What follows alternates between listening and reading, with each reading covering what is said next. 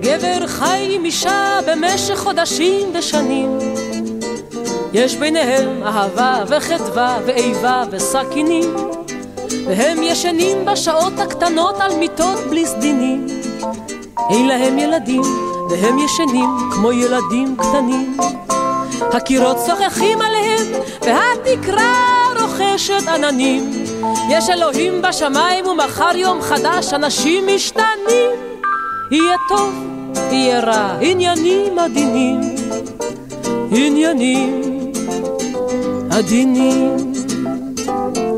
לה לה לה לה לה לה לה לה לה לה לה לה לה לה.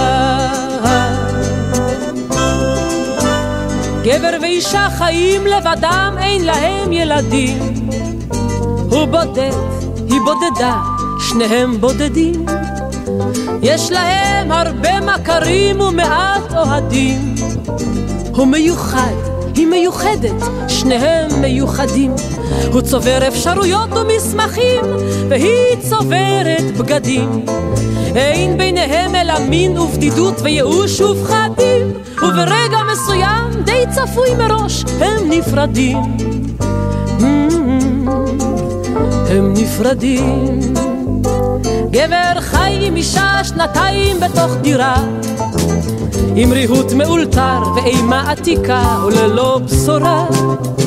גבר חי עם אישה בדירה סחורה, ואוהב אותה והיא אותו, הוא אמר, היא אמרה. כל העניין התחיל איכשהו בשנה שעברה, כשהיה נפלא ולפתע התחיל להיות רע. אין עננים בשמיים ואין אלוהים בתקרה, אין אלוהים בתקרה. לה לה לה לה לה לה לה לה לה לה לה לה לה לה. גבר חי עם אישה ועכשיו העניין נגמר. הוא מתקפל, היא מתקפלת, חד וקצר. אין ביניהם אלא חושך לבן והבהוב לא מוגדר, וארון ושטיחים וקצת חומר ניקוי מיותר. גבר חי עם אישה ועכשיו העניין נגמר, ושני שופרות בחלון נחבטים כמו זוג יוני בר. מה שהיה היה ומה שעבר עבר, מה שעבר עבר.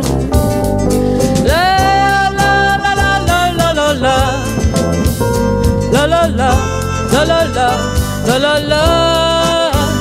גבר חי עם אישה ועכשיו העניין נגמר, מה שהיה היה ומה שעבר עבר.